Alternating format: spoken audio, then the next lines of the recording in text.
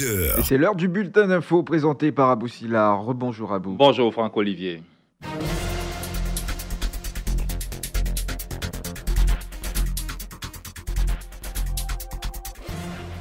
Bonjour à tous. Hier, 8 mars, le monde entier a célébré la Journée internationale de la femme. Il s'est agi de rappeler les droits de celle-ci, l'inclusion financière pour l'autonomisation de la femme et la jeune fille en milieu rural était au centre de la cérémonie officielle ici en Côte d'Ivoire. Une cérémonie qui s'est tenue dans la commune de Cocody en présence de la première dame Dominique Ouattara, marraine de cette 41e édition. Suivant le compte rendu de Lydie Kouadou.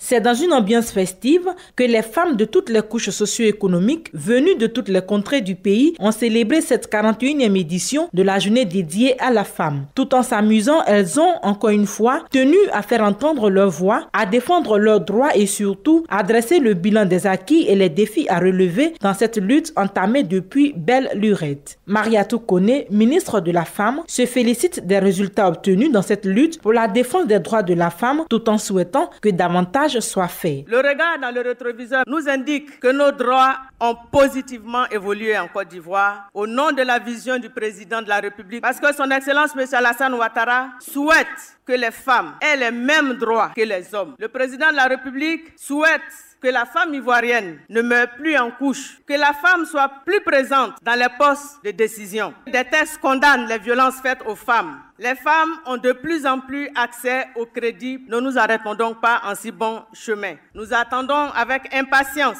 la loi sur la représentativité des femmes dans les assemblées élues. Que pour les élections régionales et pour les élections municipales, nous ayons plusieurs femmes candidates et plusieurs femmes élues. Plusieurs dons en nature, en vivres mais aussi en espèces ont été offerts par la première dame à toutes les femmes, en particulier à celle de Cocody, dont le fonds FAFSI passe de 150 millions à 300 millions de francs CFA.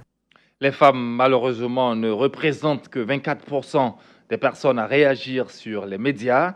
Elles parlent peu lors des reportages. C'est le résultat d'une étude du Global Media Monitoring Project réalisée dans 114 pays en 2015 sur le genre dans les médias. Face à ce constat, en Côte d'Ivoire, la haute autorité de la communication audiovisuelle a invité les acteurs de médias et de la société civile à réfléchir et proposer de nouveaux moyens d'action en vue d'une promotion efficace et effective du genre dans les médias audiovisuels. On en sait un peu plus avec Nadège Kofi. Ce sont une soixantaine de personnes issues des ministères, institutions, organisations internationales ainsi que des responsables des organisations de la société civile et structures du secteur de la communication qui ont pris part à cette rencontre. Il ressort que même si plusieurs instruments juridiques internationaux et nationaux existent en faveur de l'égalité homme-femme dans les médias audiovisuels, force est de constater que plus de 20 ans après, aucune avancée notable n'a été faite. Selon une analyse de la ACA réalisée au cours de l'année 2017 sur un échantillon de 143 reportages diffusés sur Radio Côte d'Ivoire, moins de 30% des intervenants sont des femmes et les femmes enregistrent un temps de parole de moins de 25% sur le temps total de parole enregistré. Les thématiques sur lesquelles elles interviennent le plus sont liées à la condition de la femme. Toujours selon la ACA, les femmes ont été totalement absentes des reportages sur les infrastructures, emploi jeunes, fonction publique, protection civile, enseignement technique et énergie et pétrole sur la période enregistrée. Il a donc été préconisé, entre autres, de valoriser les compétences féminines en interne, de déstéréotyper l'image telle que perçue de la femme, jouer la parité et l'égalité sur les plateaux, interviewer les femmes dans les forums.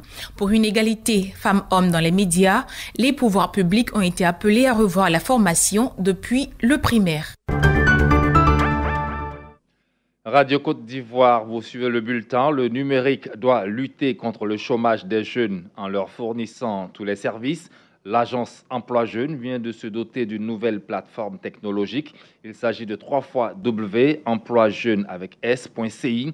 Elle a été présentée au public. Cette nouvelle plateforme conçue par l'Agence nationale du service universel des télécommunications ANSUT vient redynamiser l'emploi jeune en Côte d'Ivoire. Sidi Touré, ministre de l'Emploi jeune. L'objectif de cette refonte est de favoriser un meilleur accès des usagers de la dite plateforme et d'assurer aux opérationnels métiers une prise en charge optimale des attentes et exigences de nos populations cibles. Chers amis jeunes, cette plateforme est principalement la vôtre.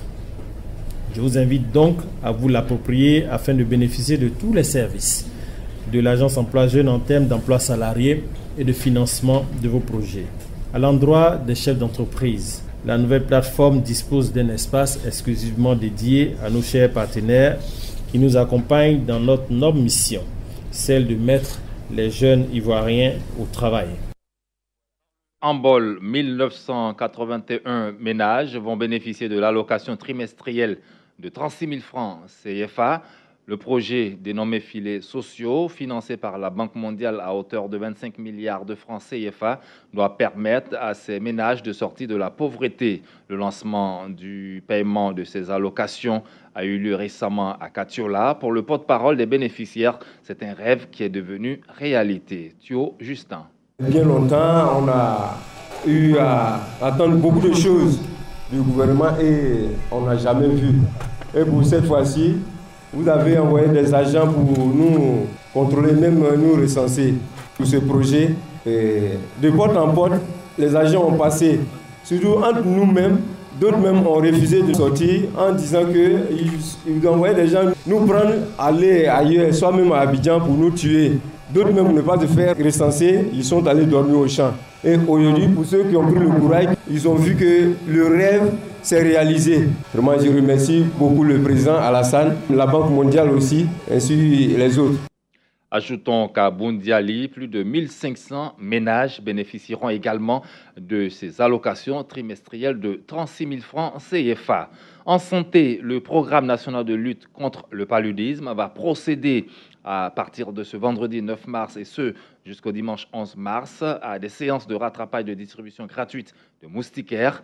Après celle qui s'est déroulée récemment, le directeur coordonnateur du programme national de lutte contre le paludisme demande aux populations des zones concernées de sortir prendre gratuitement leurs moustiquaires imprégnés pour se protéger efficacement contre le paludisme. Docteur Tano Meya Antoine. Quand je prends l'exemple du district de Yopougon-Ouest, sur les 100% des personnes qui ont été dénombrées, il y a 68% qui sont venus chercher les moustiquaires. Donc, on n'a pas atteint la couverture universelle. Nous comprenons qu'au dit Benjerville, les gens ne sont pas venus chercher les moustiquaires. Les gens demandent même qu'on vienne leur donner les moustiquaires dans leur maison. La distribution de moustiquaires, c'est une stratégie. On dénombre les gens et les gens viennent chercher les moustiquaires à des points fixes pour éviter qu'on dise que la Côte d'Ivoire n'a pas atteint la couverture universelle parce qu'il y a des poches. Nous avons décidé de faire un ratissage. Le vendredi 9 mars, le samedi 10 mars et le dimanche 11 mars, nous serons dans les districts d'Abidjan, sur les lieux de distribution pendant ces 3 jours. Dans le reste de l'actualité, l'ex-président zimbabwéen Robert Mugabe, très discret depuis sa démission forcée en novembre, vient de déclencher un vent de panique dans le parti qu'il a dirigé pendant des décennies en posant aux côtés d'un ancien général candidat d'opposition à la présidentielle de 2018. Sur la photo, l'ancien homme fort du Zimbabwe, costume de couleur et cravate, se tient debout auprès de l'officier à la retraite Ambroise Mutuiri en chemise noire et tout sourire. Ce dernier dirige la nouvelle formation politique du Front National Patriotique NFP, créé discrètement dans la foulée de la chute de Robert Mugabe le 21 novembre. Et cette semaine, Ambroise, qui a démissionné de la ZANU-PF, a annoncé sa candidature à la présidentielle prévue d'ici août. Depuis près d'un mois, des écoles guinéennes sont fermées pour cause de grève des enseignants.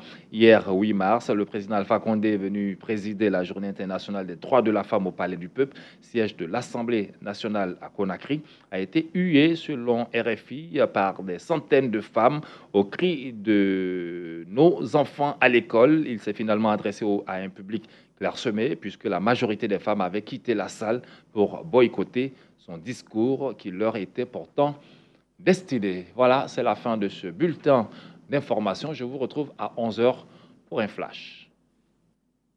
C'était le bulletin d'info présenté par Abou Silla.